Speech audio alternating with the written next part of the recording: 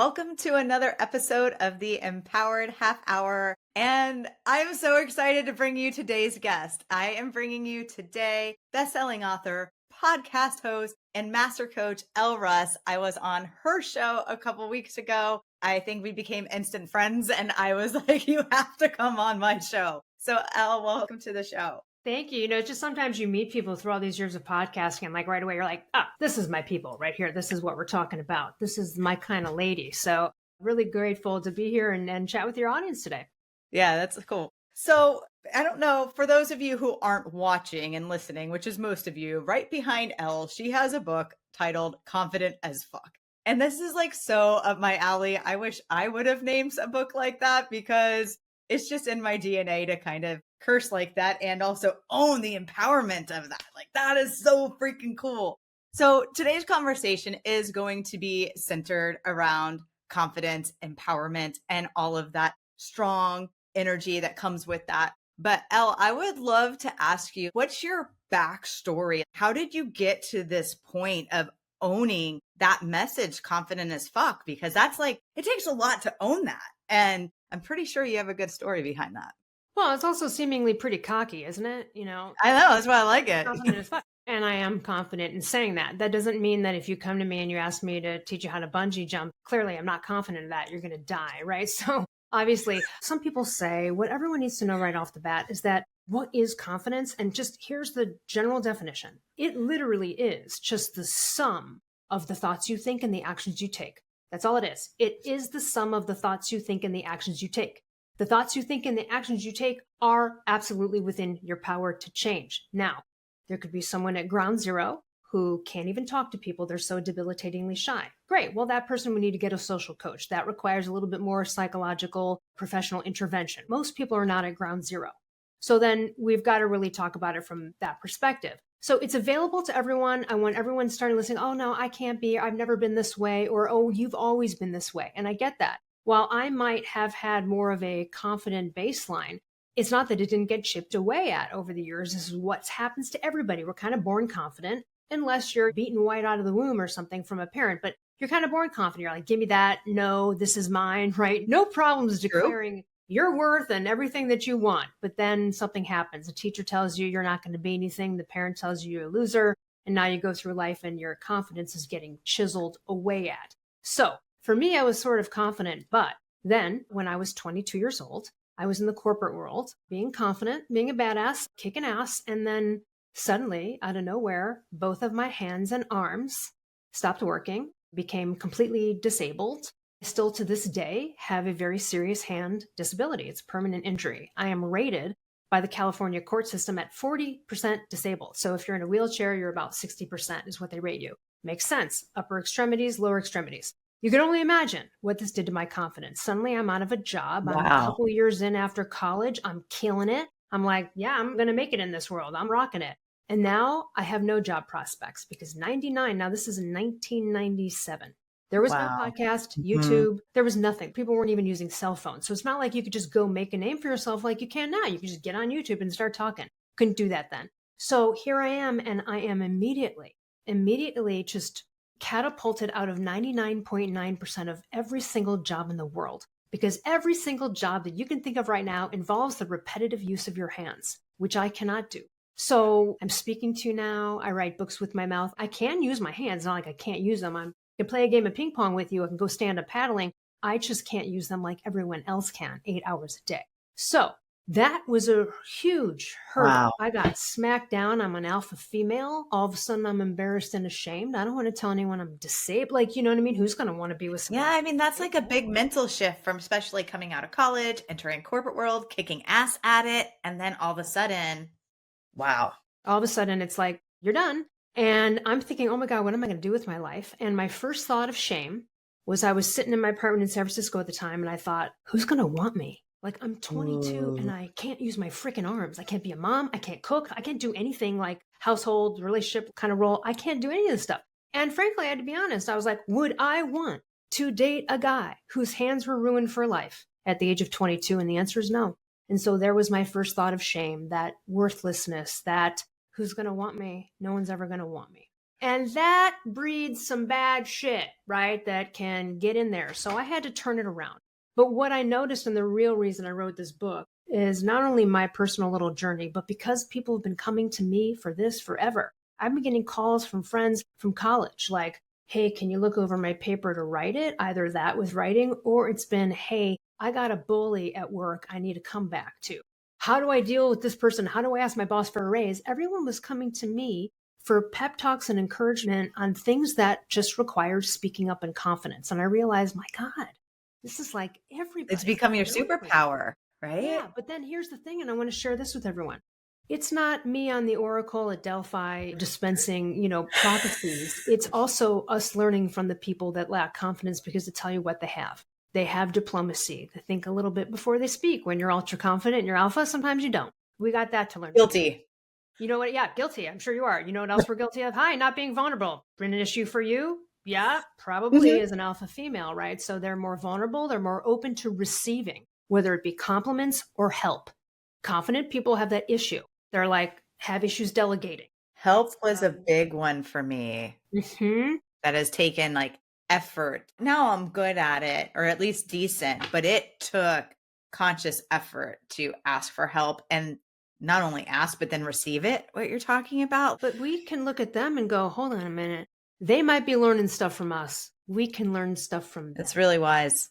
And also, confidence can be silent. You don't have to be extroverted.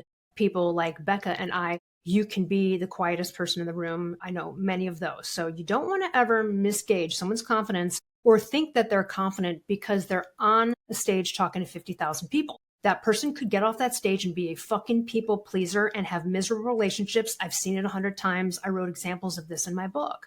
So you don't judge people's confidence on that. You judge it on their character and how they act. I am such a big fan of character. And, there's cheesy sayings like character counts, but it really does. And I would love for you to share with the audience if we can just unpack character and confidence a little bit, if you don't mind, because I just think it's a cool thing that I've never talked about on this show before. The reason we're drawn to and attracted to people who showcase confidence is because we intuitively perceive that these people can approach any opportunity with assurance. It's like we trust their trust in themselves. So why is that? Confident people not only appear to be true to themselves, but they enjoy themselves in their own company. There are some characteristics right there. Let me rattle off a few. They approach challenging situations as something to be conquered, not as hazards to be feared. Okay, I'll get into that a little bit later. They are comfortable with failures and mistakes. They speak with authority. As you can tell, both of us do that. So when you listen to us, you can tell that in our voice. We are dependable, reliable, trustworthy, and on fucking time. Okay, that is a confident person. All right. We encourage and we foster and we celebrate the successes of others. So if you meet someone that thinks confident because they're boisterous and they're braggy or they're a bully, that's a misuse of confidence. Okay. Confident people aren't threatened by other people's success, period. We don't compete. When you compete, you lose. Let me get into that. You'd say, Elle, how is that possible? I'm in a marathon with 100 people. I'm competing against them. It's your mindset. When I go into a race, when I go into something that's competitive against others, I don't go in there with the mindset of kicking their ass. That mindset goes to the aftermath of, haha, they lost, I won. It's in relation to them and how it makes me feel. Instead, I go in with, I'm just going to win and be the best. I don't care. I don't give a shit about anyone. I'm going to dominate. That is it's a nuance. I hope you see that. We're leaders, we're decisive. I'll rattle off a few more. We use effective communication skills. We focus on our strengths, not our weaknesses. We have the ability to laugh at ourselves and we're not easily offended. Okay. So we are kind and encouraging to others. People are often very like, oh my God, you're so helpful. Or someone will come to me and they'll be like a competitor and they'll be like, oh, I want to do what you do. I don't feel threatened right away. When you're confident, you don't feel threatened because you know there's an abundance for everyone. When you're confident, you go help the person who's your competitor actually succeed. I love what I mean? that So I know so that's much. a lot and we'll unpack it. One of the things I just want to say before we do is I want to get into the ancestral edge here because I did write a book called The Paleo Thyroid Solution. I believe in ancestral health as a great baseline for human health and anti-aging. However, confidence does provide an evolutionary edge, okay? Confidence helps us navigate challenging situations with ease. Confidence helps us navigate tasks, social situations, let's say accomplishing our goals. Here's the problem. Nowadays, modern times, we're not out there with the fight or flight pressures of having to kill something to eat 100%. it. Nowadays, it's a luxury. It's a modern luxury to wallow in self-pity and despair. Okay, that's modern luxury. They didn't do that. They weren't able to do that. Why? Imagine two hunters back in the day, they didn't kill the beast. Can you imagine them sitting together by the watering hole and the dude's like, I don't know, man. I'm so bad at it. No, they devised a new plan. It was onward and upward. Failure was feedback. Now we have time to wallow in here and sell. They didn't have time for that, man. If the water hole was tainted, we got to move on, man. Jenny's dead. Don't cry for Jenny. We got to go. Let's go. Now, that's very harsh. Of course, we're different in modern times. You're not just like, mom's dead, whatever, next business meeting. Okay, but and we don't want to go back to their human rights. You and I would have been dragged into caves and who knows what else. But we do need to get back to that. Failure is feedback. I love that you just reinforced that, because I was holding on to that nugget and hoping to reinforce it for the listeners, because I want you to continue, but I just want to talk to the listeners for a second. Like, we have a whole bunch of high performers on here that listen to this, high achievers, and some of them still take failure as failure. And I want you to hear this message that failure is feedback and it's part of our growth. And I'm going to turn it back to you, Elle, but I just wanted to reinforce that for the listeners. Like, listen, if you're somewhat listening, like, tune in, put your ear in. Let's go. So yeah, let's get back to that. So they're not moping around with their heads hung low and they didn't catch the beast, blah, blah, blah. So here's the thing. It's not that they didn't have disappointment. They had a monumentous amounts of disappointments. But here's the thing.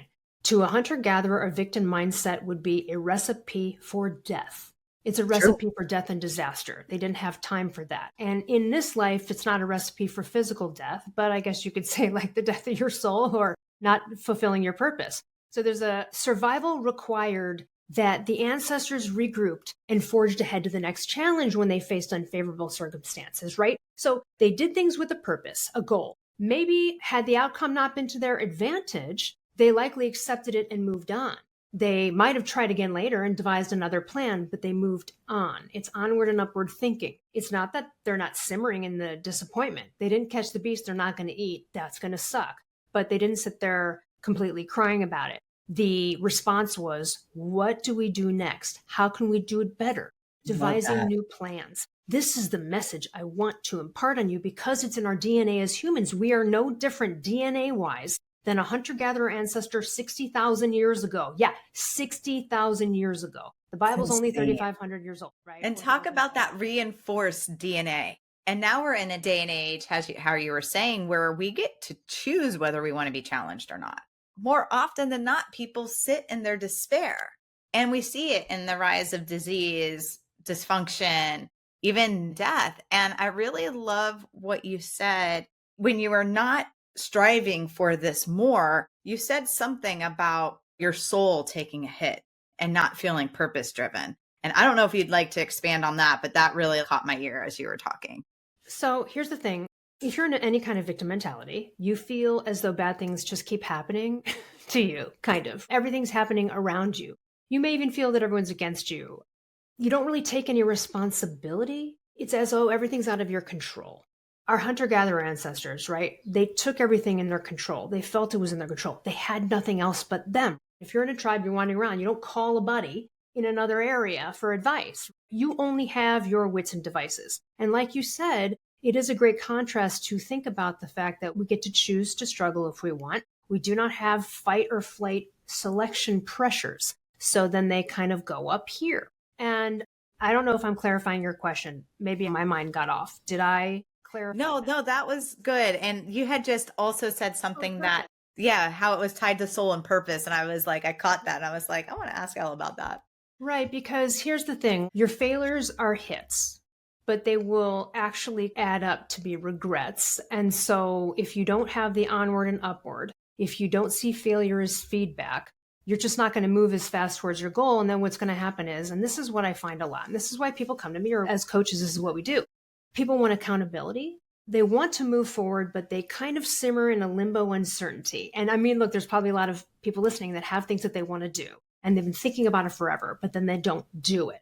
And to contrast our hunter-gatherer ancestors, they would do it right away. We hesitate. We have time to simmer. We're not fighting beasts around us. So we can just kind of be in here. And I'm saying, yeah, be in here, but get out of here, because it is empowering your intentions with confidence that give you the actions towards it instead of giving up. Otherwise, you're just going to give up on all your dreams and purposes, or you're going to hit a pitfall and then you're not going to pivot. You're going to just dive right into it and go, I give up. And that's not what our hunter-gatherer ancestors did. They devised a new plan. They pivoted. They moved onward and upward, transitioning. This is what we have to do.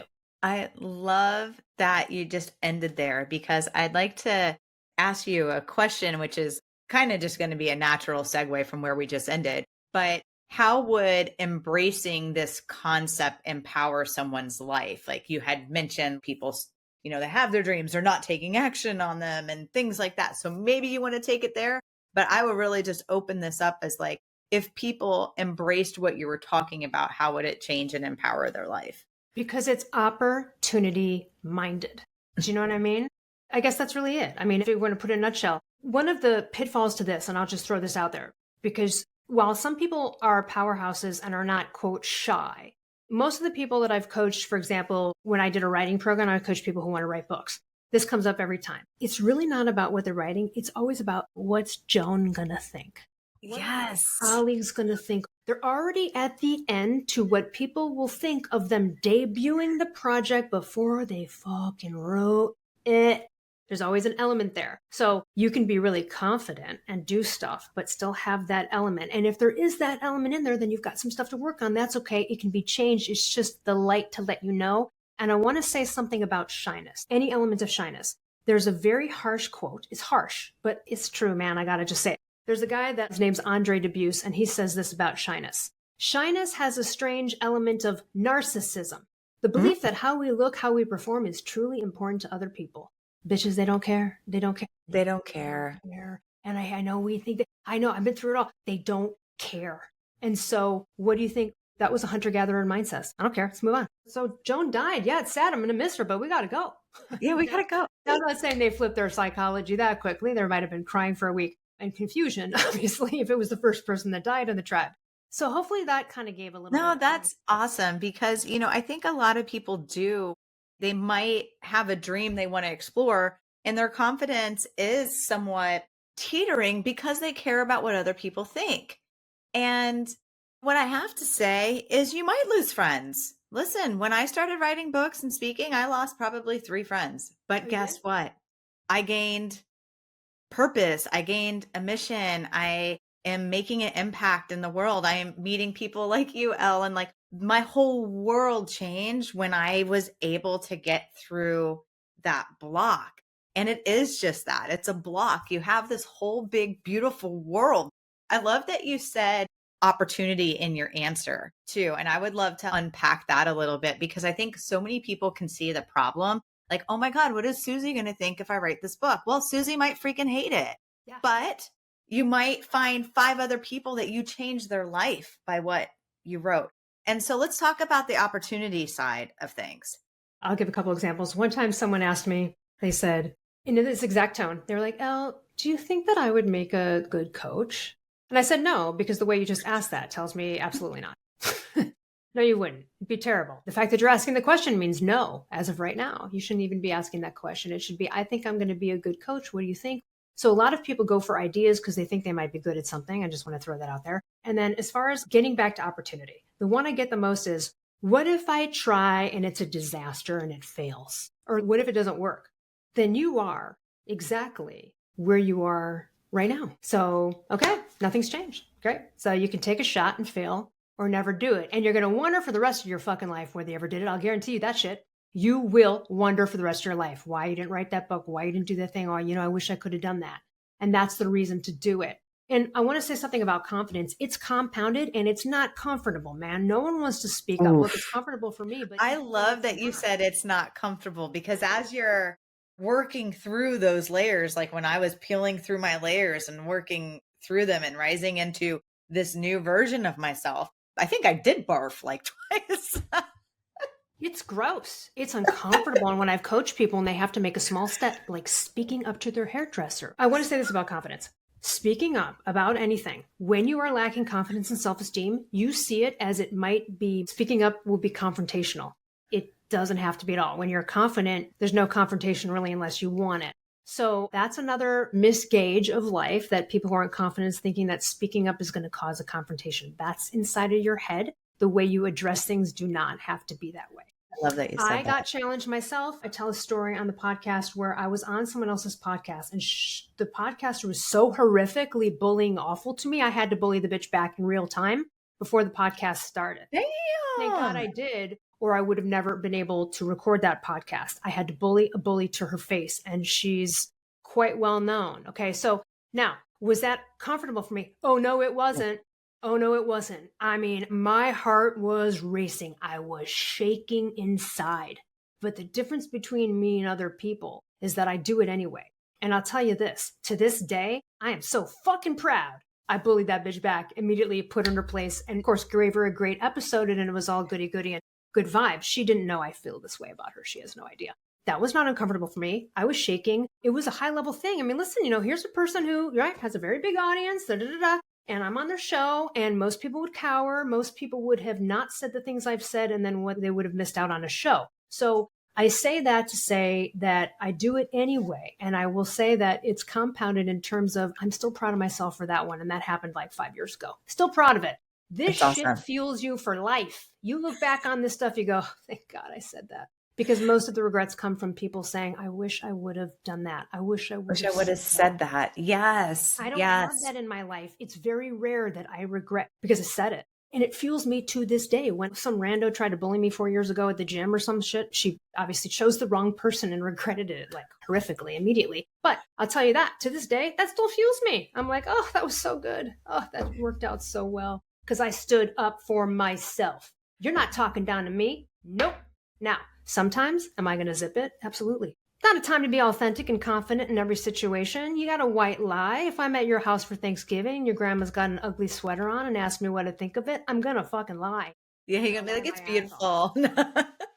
Right, because you know what? Right. So confident people are authentic. We tell it like it is, but nuances, right? So I know that's a lot, but No, but I love that you shared that. I mean, we have about 5 minutes left, but I do want to reinforce that with the listeners. Like, there's nothing in what Elle is saying that is rocket science. We're talking nitty grit, daily decisions, how to approach life. Don't let your dreams die because you're comfortable or you're afraid or you're sitting in self loathing. We're talking about standing up for yourself, using your voice, and that at the end of the day, when you do, it does reinforce the confidence within you. I still remember being a senior leader, and the first time I said no to taking on something, and I thought I was going to get fired, like in my head.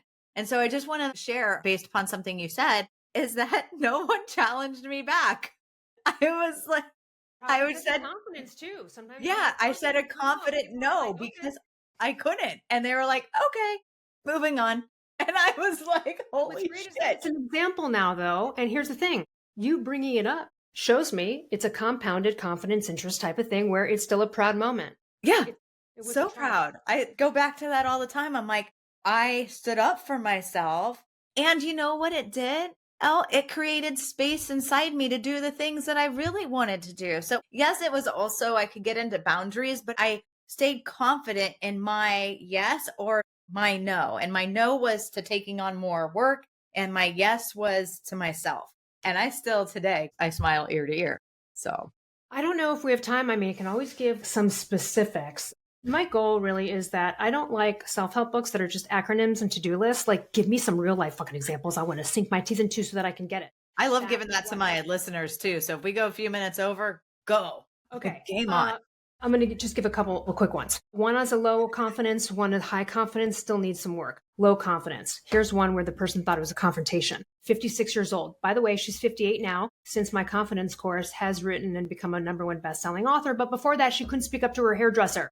So here's the deal. Her hairdresser, she has straight hair. Her hairdresser on the bottom was cutting it up with scissors, like I guess a feather cut, I don't know, versus a blunt cut, like just straight across. Barbara wanted a blunt cut. But again, her hairdresser, and if you're not confident, you're like, I don't want to, right? So they're thinking about approaching it like, I don't really like what you've done, like that hesitant. That puts someone on the defense. And I'm here to tell you that these little small things can be positive throwaways. So we're talking with Barbara in the course of the time. And I said, Barbara, you're going to have to go talk to her. How long have you known the woman? A long time? Oh, yeah, 10 years. Okay, great. Did she mention something to you last week you could bring up? Was a birthday party of her daughter, like anything? And she goes, oh, she gave me a conditioner I really liked. I said, great. We're going to set that aside. And there's a lesson here.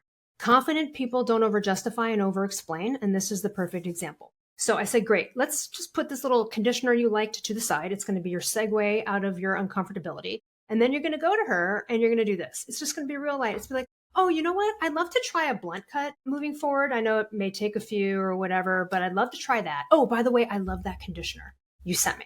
Seems so easy, right? But see, she was like, I don't want her to not like me. I don't want to tell her I don't like this. She keeps doing this cut. I never asked her. You don't have to go in there and go, hey, never asked you for this cut. What the fuck were you doing? What?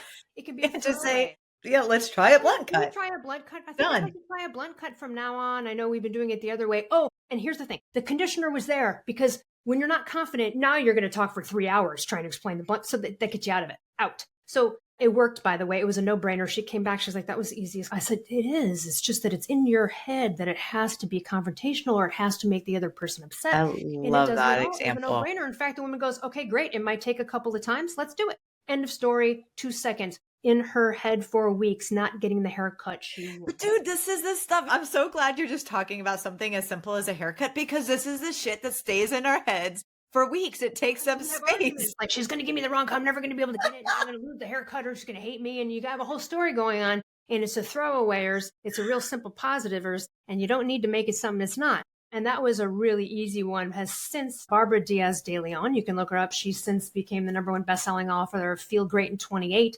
She has a model body for someone who's postmenopausal and 58 years old, and she's amazing. She couldn't talk to her hairdresser. So go look her up and you can go, okay. And she was 56 at the time. It's never too late. Here's another one. This comes from a confident person, real confident. Okay. But the client was like, hey, I got an offer from a company. I'd like to counteroffer them. So let's say the company offered them $200,000. They wanted to counter it with $230,000. All right. So they sent me their counteroffer letter to the company arguing why they should give them more money. And I read it and I called them and I said, okay, there's one little paragraph in here that needs to go. Can you figure out which one it is? And they couldn't. And it was this paragraph. It was the paragraph that said, you know, I've got an older sister in college, one about to start. I hope everyone hears where I might be going with this. Yeah, nobody cares. You don't tell an employer why you need the money. You tell them why you're worth it. Because let me tell you something. I'll break it down. First of all, the person might not have kids. That's your fault. You had fucking kids and it's expensive. That's not my shit. That's not my problem. I don't care if you spend your whole salary on hookers and blow. Not my business, not their business. Now you've just given them a reason to judge you. They could be like, well, why'd you mismanage your fucking money? Like, it's so low confidence. He didn't even see it because it was a reason. You don't give people reasons why you need it. You give people reasons why you're worth it. Worth it. I am just so freaking excited that you said that because just to share another story for the listeners recently, subtle, right? These are like real life the subtleties, but this is how you navigate. There was like, you know, an internal project going on and people were running for the position, right? And this is like at work. They're sending letters so we know what they're about. And someone's like, I talked to my wife and she is supporting me. I'm like, I don't give a crap if your wife is supporting you. I want to know why you're good for this role. And immediately in my head, I'm like, not it. Like, nope, I don't want that person. You come out with confidence. By the way, I used to hire people for a living, right? A long time ago. So let me tell you something. The people that come in to a meeting about salary and are like, I can't make less than 70K. They get it or more. It's the people that come in and are like, well, I'm looking somewhere between, And like, no. And I'll tell you why, because as an employer, and this is just true, and I hate to say it, but it's true. And that's why you got to get on the confidence. An employer would rather hire a confident person than someone who's skilled, who doesn't have the confidence. You might be like, what? Yeah, because see, when someone's really confident, I know they're proactive. I know they're going to learn the thing. I know they're going to pick it up. I know they'll learn the skill. I can't teach confidence. You can't teach confidence. That's right. But if you're confident, then you're proactive. You want to learn. You feel good about it. You feel confidence essentially is the overall arching feeling that you're going to prevail in life or at a specific thing. I love it. So let's wrap up. And I want to ask you to share whatever comes to mind, but let's leave the listeners with an empowering message, whatever you want that to be. No one cares more about you than you, period. End of story. You are it for you. Now that sounds depressing, but wait, my mother, yeah. No one gives you confidence. No one will help your health. My first book is the number one best-selling book because I had to fix my own thyroid problem after 24 endocrinologists and doctors couldn't. I actually had to become my own doctor. So perseverance with that, but also it's just to say no one cares more about you than you. No doctor helped me. No one helped me. No friend. It was me. Right on, sister. Truly for confidence, because see, you can't go to a doctor and have them prescribe you confidence. You could go to a doctor and have them fix your issue with a prescription or something. No one's going to do it for you. That's the thing. It's self-generated. And most people with low self-esteem are looking outside of themselves externally for the validation versus generating it from within. That's the overall message. No one cares more about you than you, your success and your health and everything else. So are you an advocate for yourself? Damn. Elle, thank you so much for coming on the show. And listeners, I hope you're as pumped as I am. I hope this episode, I'm dropping it here in the beginning of the year too, because this is the way you want to kick off your year. Let's embrace what Elle shared. Be confident as fuck. Work on these little micro decisions and choices and have yourself a freaking kick-ass 2025.